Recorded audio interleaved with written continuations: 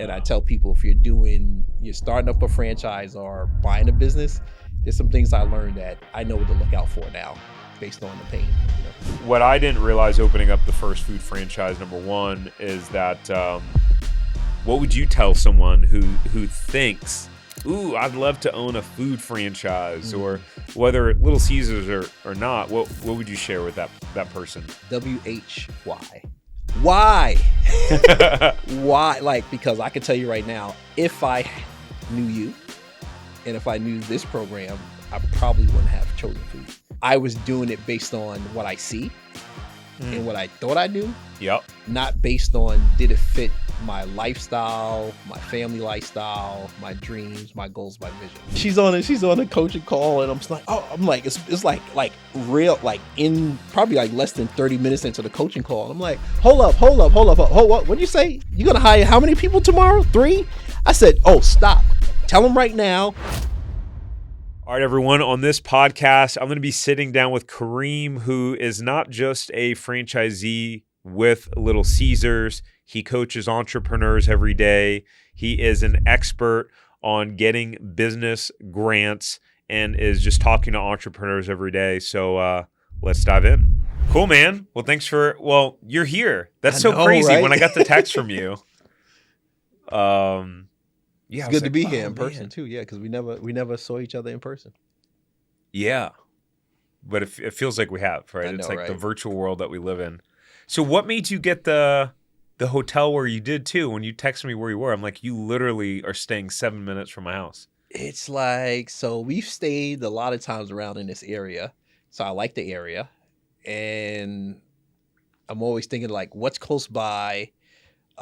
When I did Daytona 2 years ago, there was a lot of buses leaving from this area. So I'm like, yeah, we want to stay in the same area. So if I need to get on a bus or I'm gonna drive, I could just get on the right bus. And, you got Disney and, but yeah, it's like that Southwest area always has opportunities where you can stay, Yeah.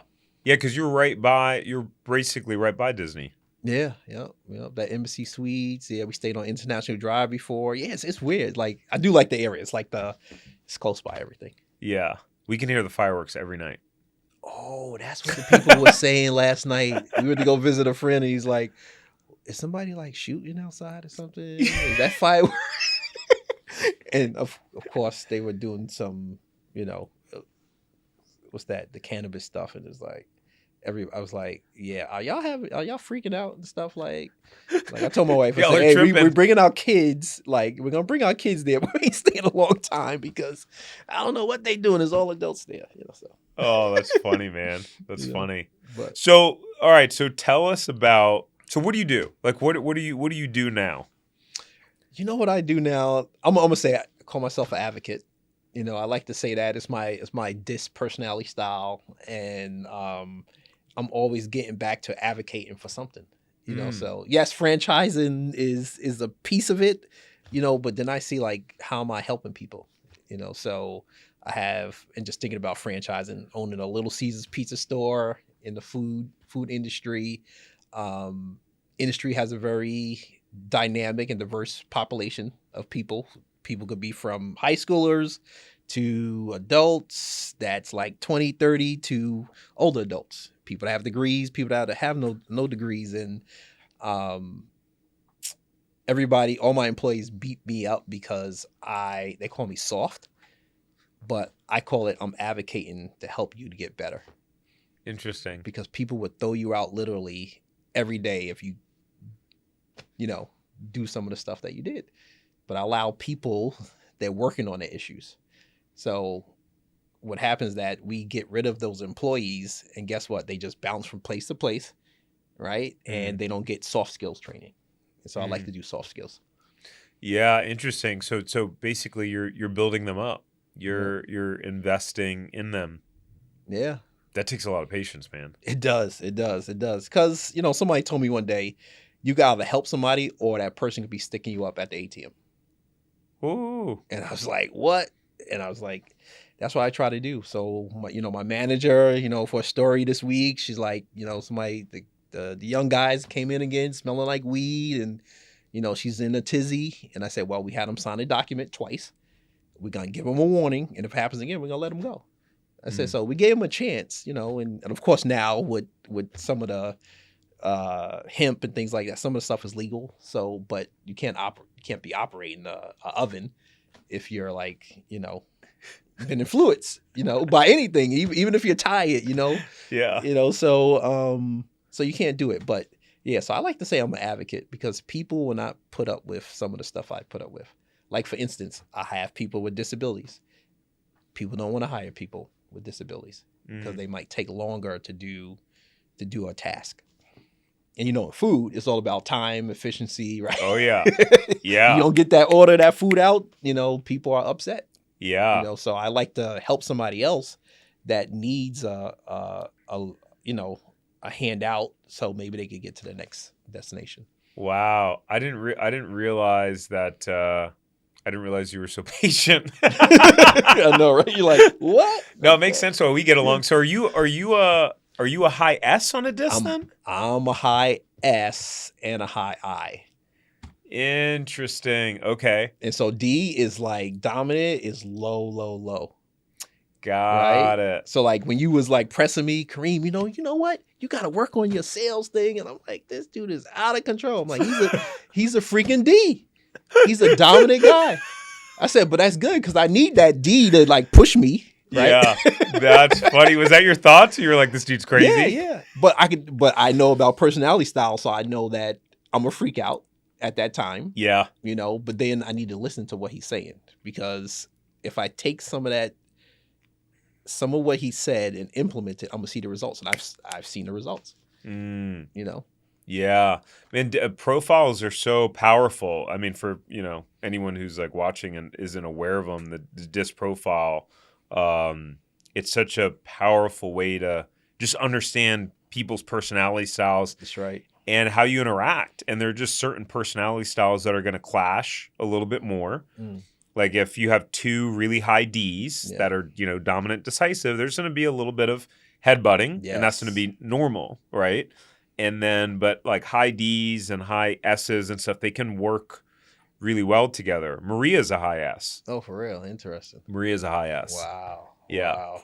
Or like he was saying, what we do with the Zeracle, right? When people sign up to work with us, really trying to fit a franchise into their personality, because we've seen it, right? When that franchise they pick is way off, and it blows up. It's and because I see the people after and coach them, some I'm like, yeah, you should have never picked that franchise, but that was in your heart.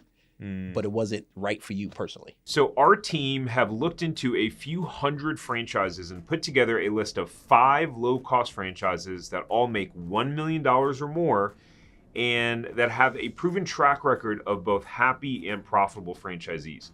So if you have a net worth of at least $150,000 and you want to see if the territory that you want is still available for any of these franchises, then you can go to franchiseempire.com/check territory. All right, let's get back to the episode. Yeah, that's such a good point, right? Like people get excited about, I really want to do it. I want to do something I'm passionate about, but sometimes it's just like, it's not the right match. It's not the right fit. Do you do disc profiles on your people, or when do you use the disc profile? I haven't really, but I probably should be doing it more. Some people I have done it, especially the manager. I should do their disc profile, but usually I could pick them out, but I should have them do the assessment beforehand. I'm gonna do that with this new manager I just hired this week. I'm gonna have them take a disc profile. Oh yeah, you can use our system. Okay. We have a whole TTI report thing that it creates a much more.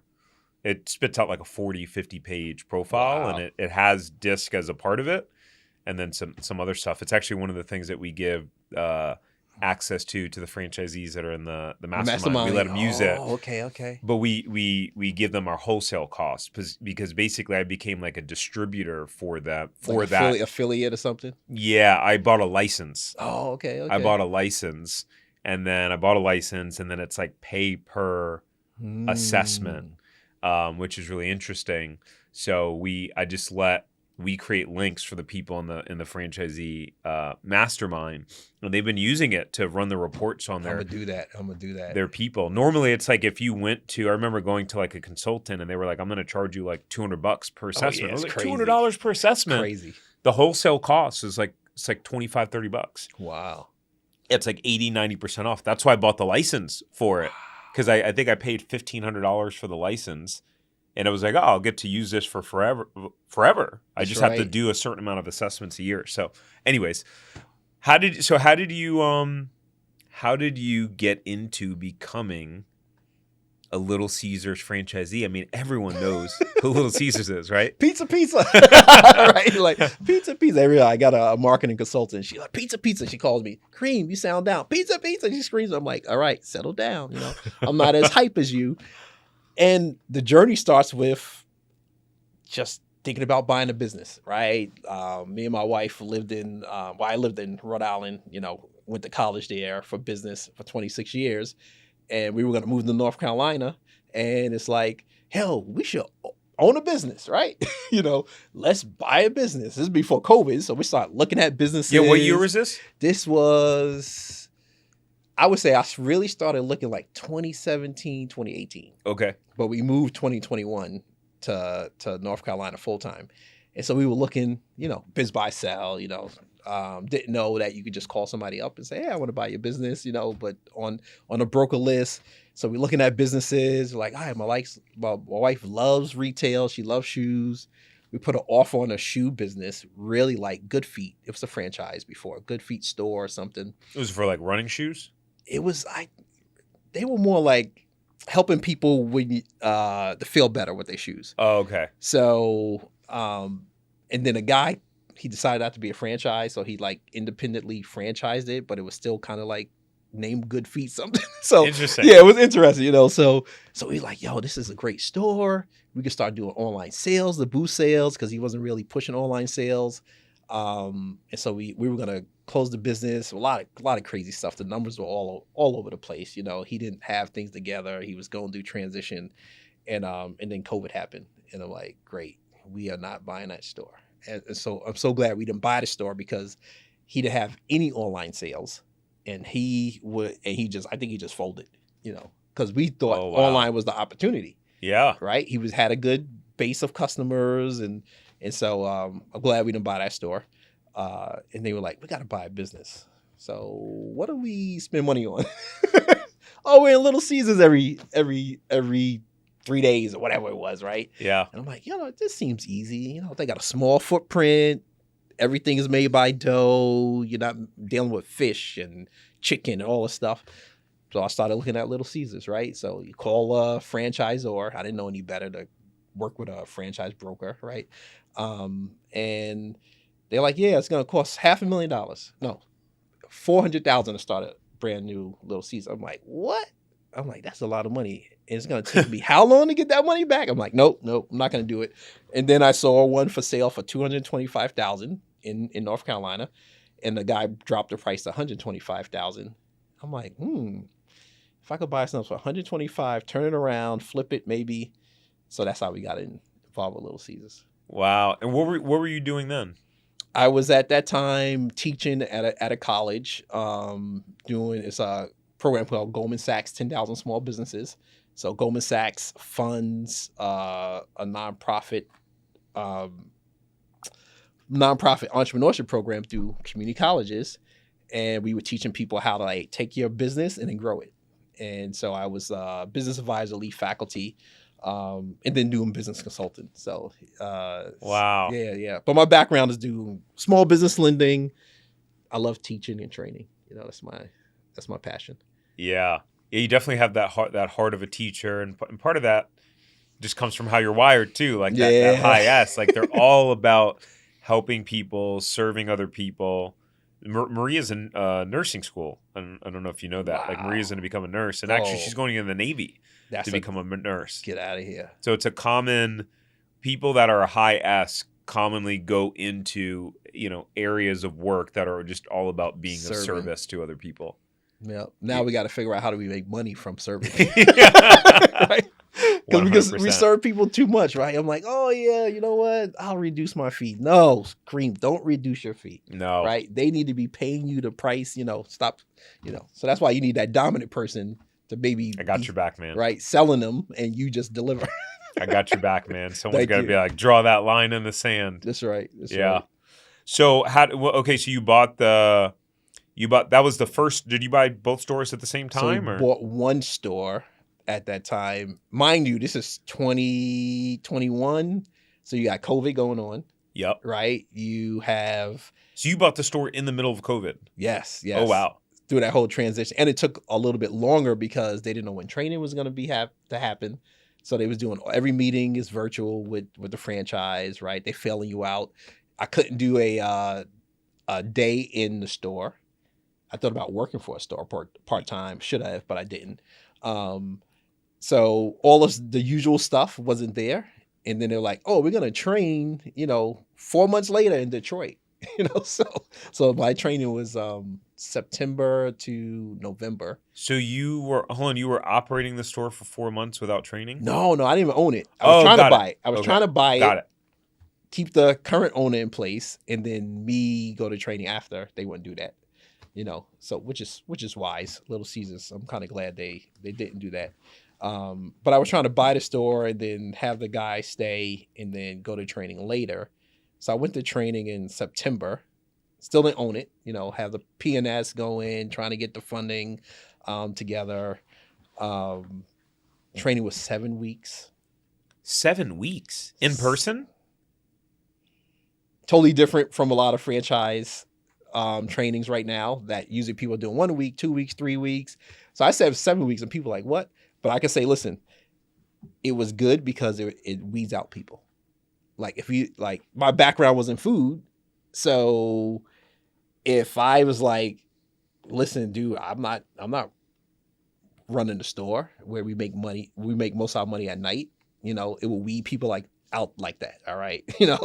Or weed people out like, hey, your shifts, you open 11 to 10. So you got 11 hours you're open. You're really talking about 12 hours of operations. People might not want a franchise like that. Yeah. So it was good. It was good though. Yeah. So I spent time in Detroit. And then we had 1 week of virtual training. And then December 1st, I closed on the store. Of 2021. 2021. That was the first one. Right in COVID. But I thought it was a great opportunity because sales for takeout was like this. Yeah, it was going up. Food, it was like, boom, that people can't go sit down. So so takeout. So I'm like, and it's still growing, but it kind of like leveled off after, people start getting back into the office and sit down restaurants are back on the horizon now, Yeah. So how did you fund it? So that's an interesting story. So, because of lending, I said, I'm gonna get a loan. Yeah. Right. I really wanted to do 10%, but I knew that because restaurants got hit hard in COVID, they probably wouldn't agree to 10%. So all of my people that I knew in banking, hey Kareem, I want your deal. I'm like, dude, you're not gonna lend to us. Oh no. So they start running your credit. They go to the SBA. They start looking at the NAICS code. They're like, dude, I can't lend to a restaurant right now. We're losing so much money. So I went to a nonprofit organization that helps out entrepreneurs. They call CDFIs, Community Development Financial Institutions. And so they lent me the money, but they didn't have their act together because it's COVID-19. So I had to do a seller note and then close on my lending like 3 months later. Oh, wow. Yeah. Even though I put up like more than 20 something percent, in equity, so, so the seller held the note. He wanted to get out the business. He was done. He was operating the business loosely. Yeah. Yeah. He closed the business down for a week, didn't tell me before we closed on it. It was just, it was a mess, so things I've learned now. Yeah. And I tell people, if you're starting up a franchise or buying a business, there's some things I learned that I know what to look out for now based on the pain, Yeah. And it's funny. I mean, I've been recording some content today, and actually I just recorded a reaction video to I guess there's some guys on YouTube that bought some Subways, some turnaround Subways, and they're making videos on like their financial reports, like how much they're making owning Subways. And as you can imagine, it's not a lot. No, it's not a lot. I used to finance those, so I know. Yeah. And I've made videos on just the brand and how many stores they've closed and just the struggles that they've had. So it was so interesting just kind of seeing them, go through the numbers. And I'm like, yep, okay. What I didn't realize opening up the first food franchise, number one, is that just that food in general is a low profit margin business. Yes. Right? It's a low margin business. And it's a hard business. It's actually one of the hardest. I mean, it's what people see the most in all the different franchises, but and it's harder to own one than it is to own 3 or 5. Oh yes. Right? That's because when you're doing low sales, it's like at the end of the day, I was just saying this in the video, you can't have less than one person in the store. There's a certain point of cost of labor where you can't go under. And then if you're trying to save money on labor and you're the one working in the store, then no one's out there growing the business. And then it becomes kind of this vicious cycle, and it's just really, really tough. So what would you tell someone who thinks, ooh, I'd love to own a food franchise, or whether Little Caesars or not, what would you share with that person? Sort of advice would you give them? WHY. Why? Why? Like, and I think I went through, I remember this, we went through this with like 3 people that used us coaching. They were really bent on one food franchise. I don't know what happened to them. And I kept on asking the question, like, why? Like, why food? There's one guy, he has a background in food, but then the partners that putting up the money didn't have the background. Like, why? Like, why is this? And on top of it, they were picking a franchise that wasn't well known at all in the Florida area. It so happened they live here in Florida. It's a California concept. Because I could tell you right now, if I knew you and if I knew this program, I probably wouldn't have chosen food. And I tell people that all the time, so I was like, because I was doing it based on what I see and what I thought I knew. Yep. Not based on did it fit my lifestyle, my family lifestyle, my dreams, my goals, my vision. Yep. I knew I could grow sales. Like, I know I could go out to the community, turn sales around. What I still haven't figured out, like, how to really make a good profit from it. But what I know is that, like you just said, the people that make money, they have multiple units, right? Because it's about scale. Yeah. So if I have the whole territory of a 20-mile square radius in one food franchise, somebody calls out, I could take somebody from another business unit and move them around. I could buy product, maybe at a lower scale. I could move product around, so that's what I learned. Like the guy I went to training with, he was an accountant. I'm like, dude, why are you buying 5 stores? He's like, why are you not buying 5 stores? I'm like, I thought you only could buy 1. He said, well, let me tell you something. What I've learned looking at the numbers of franchise units, you got to have 5, 10, 20. Yeah. To be able to make your EBITDA of like 50 grand for each store, 100 grand. And if that one store is sucking win, at least you got maybe 2 that's going to take away that one. Yeah. And it balances each other out. Yeah. It's a lot of people don't realize that you really, especially with food, because it's lower margin, and then you got your, the cost of your loan. That's why you need 3, 5, 10 locations. That's right. And, but to do that requires an insane amount of capital, especially if you're opening them from scratch. For real. Right? 400,000 a pop if you're going to have 10 stores. And now Little Caesars is 600 grand. Now it's 600. 600. I'm like, what? Yeah, it's wild. So right now, what the people are looking for? They're looking for people that have equipment. They're going out of business so they can buy that equipment cheap. I have tons of people calling me like, hey, Kareem, I know your sales not doing as great as you want at that store. Would you be willing to sell? I'm like, I'll sell equipment all day if you give me the right price, and the franchisor allows me to, close that operation and maybe start a new one or move it, so but yeah, right now in food, people are looking for cheap equipment because it costs so much money to open up a new Super one. expensive. Yeah, inflation doesn't help Yeah. either.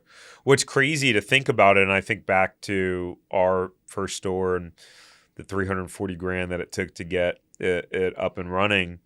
And now I look at, we've worked with over 300 clients now at Franchise Empire and with franchise buying, and it's just crazy to see. We help primarily 90% of them buy service-based businesses, right?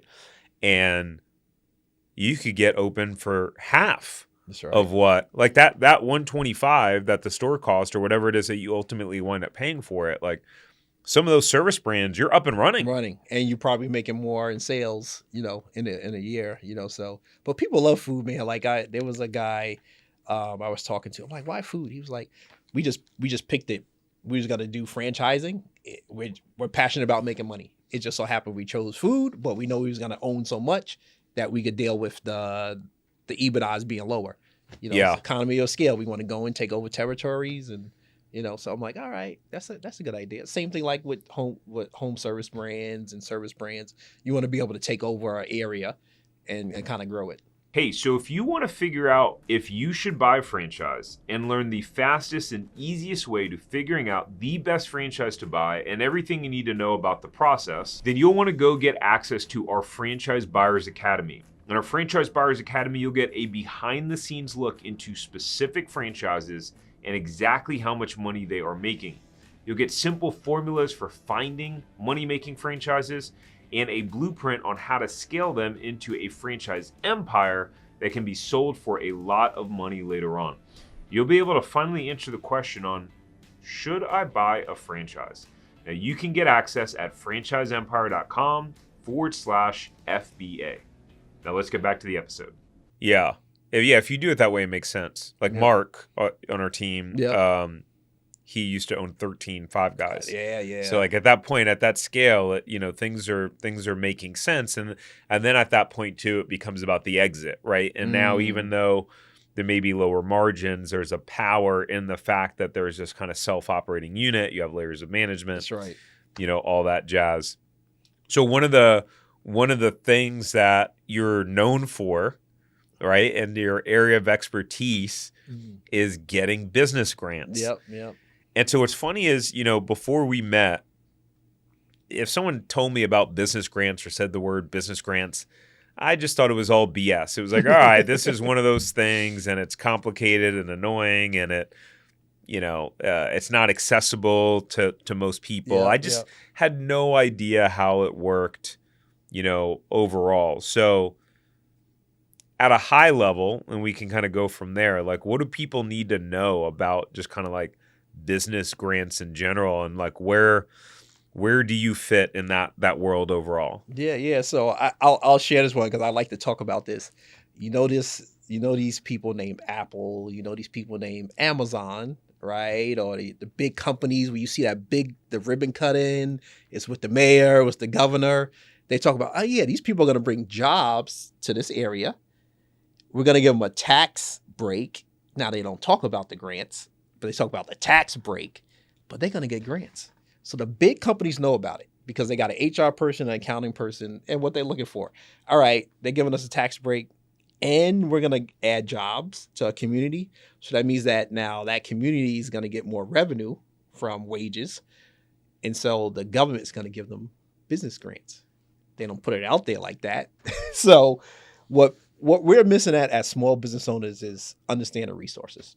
Right? It's we don't have a lot of people. We're running, a lot of people, like small business is the engine, they say, of America, which is true. And most of the people are running less than 10 people in a firm, right? And so you don't have that resource capacity. But what I found out and how I found it out, I was getting paid 80% of my salary when I worked on an SBA microloan program in the state of Rhode Island.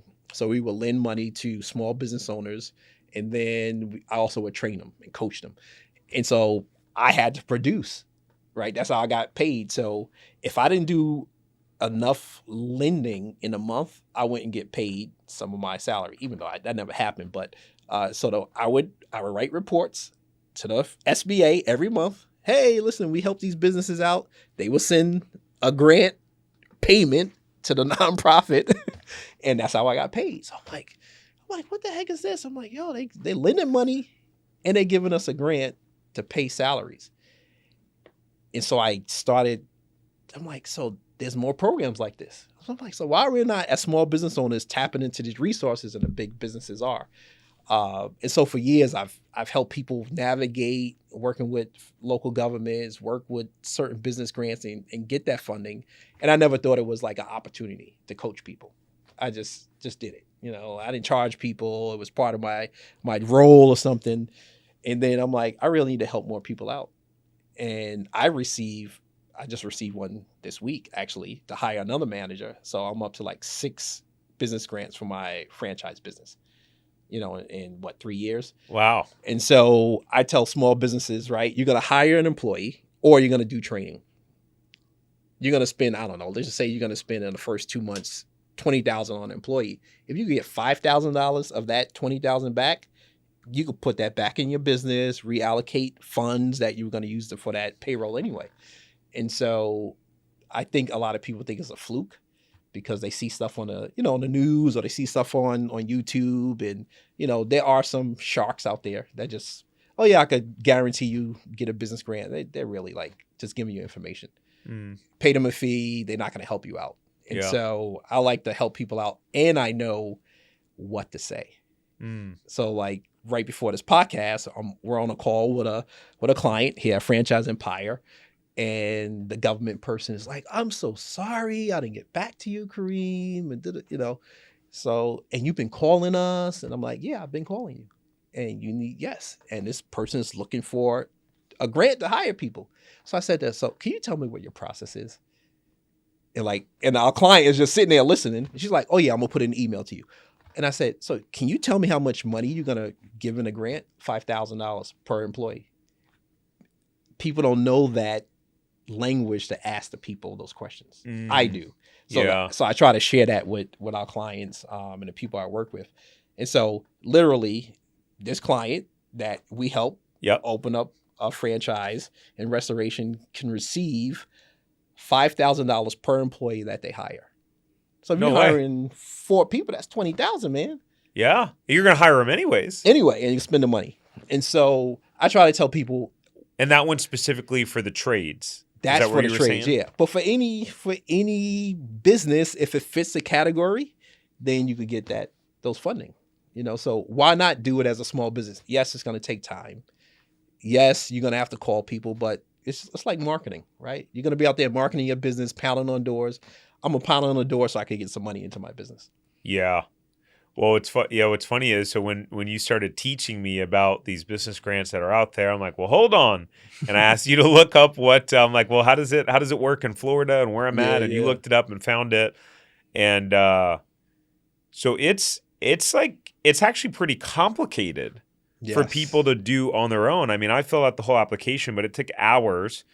I wound up using ChatGPT to help me, or else it would have took great idea. way longer. And I got approved for, I think it was like, $4,400, $4,600. I still have to file for reimbursement. We were just talking about that. But it was like, holy crap. And then, me experiencing how difficult it was, I was like, oh, there's an opportunity for us to go out and help people. Because I know for me, I'm busy. And there's this level of resistance. It's like, screw it. I'm just not gonna deal with it. I'm sure you probably see that all the time. All the time, and it is. People weigh how much time I'm gonna spend on it versus what I could bring in income. I get it. It's not for everybody, but once you understand the process, it's like a continuous open door. So you got 5,000 now, you're going to hire somebody else, you get 5. So same thing. My last 2 managers, I used a business grant for them. One, because I had the position open. Yeah. 2 is that I knew in the food industry, people come and go. So I had my first manager I ever hired, I used a business grant for him, and they told me no at first because he worked in Little Caesars for 5 years. But because he didn't work in a brand for two years, that's how I got him approved. But I said, listen, I don't know if he's going to leave me or not. and he needs to learn my process and new software, and that's how I got it approved. So if you have definitely if you have cyclical people, or if you're really timid to hire. A lot of people are timid. Well, if I hire this person, are they going to produce the revenue? Well, if you get a business grant approved and that person leaves you after 2 months, and then you get that money back, now at least you're getting some money back. And now you're going to say, well, yes, your time is wasted, but you have a person help you out grow your business. Especially in the service industry right now, home services, people are jumping ship. Like, they have opportunities. Oh yeah, right? The plumbers, the electricians. It's a field right now that is in high demand.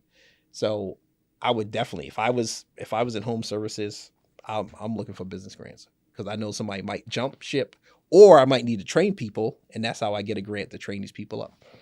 Hey guys, so we've talked a lot about business grants on this podcast. So if you're someone that you own a business, doesn't matter what type of business, whether a franchise, non-franchise business, or I know some of you guys are right there about to sign your franchise agreement and, start becoming a business owner and hiring people, and you want to have a conversation with Kareem around, hey, what sort of grants are available? How does it all work? And how can I take advantage of this?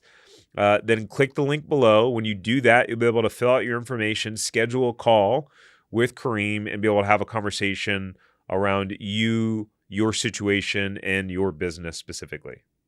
Let's get back to the episode. Wow.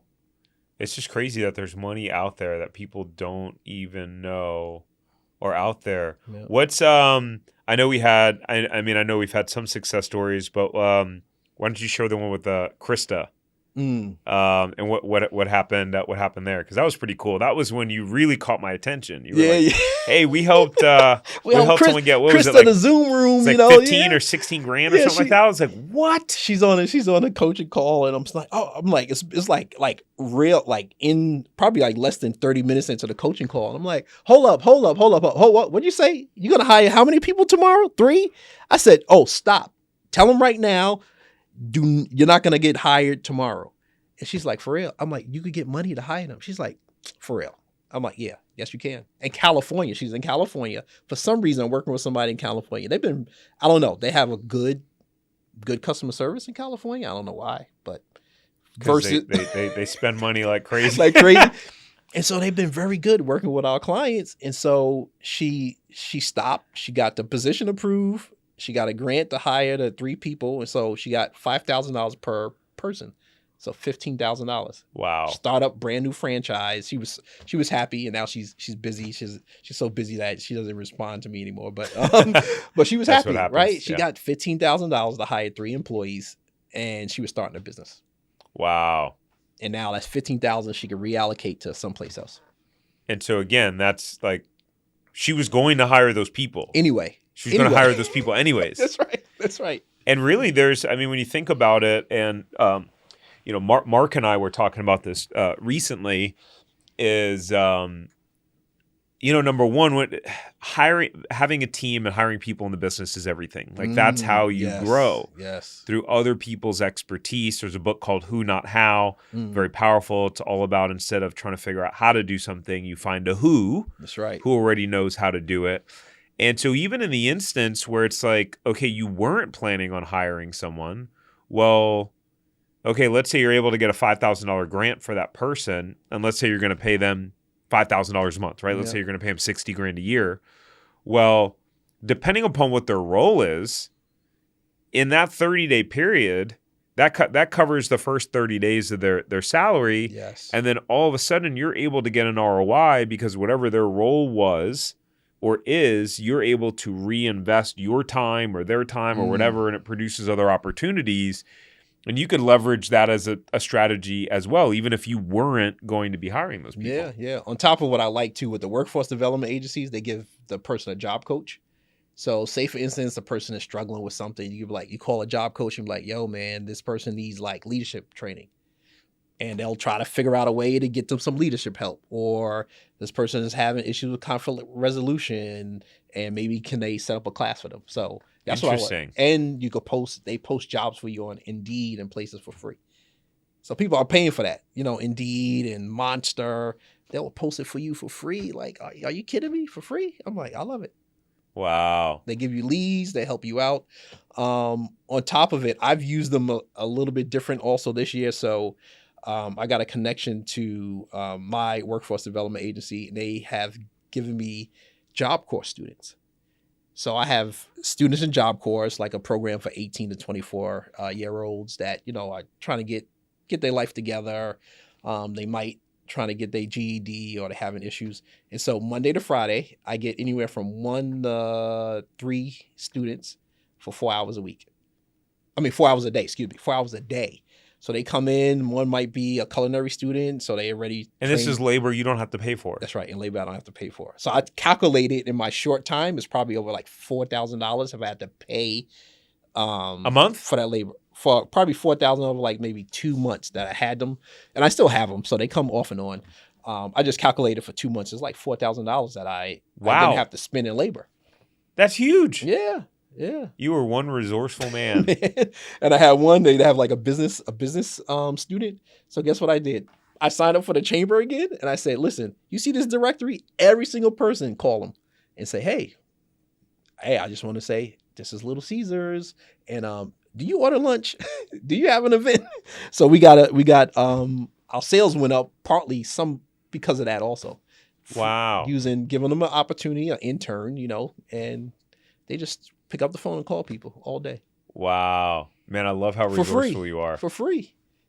I kept on saying in my mind, I got to figure out something. This store is low performing. I don't want to put a lot of money into labor, right? Like you were saying. So how can I figure out, can I reduce my labor? Well, can I get labor and not pay for it? And it's going to help me out and help the person out.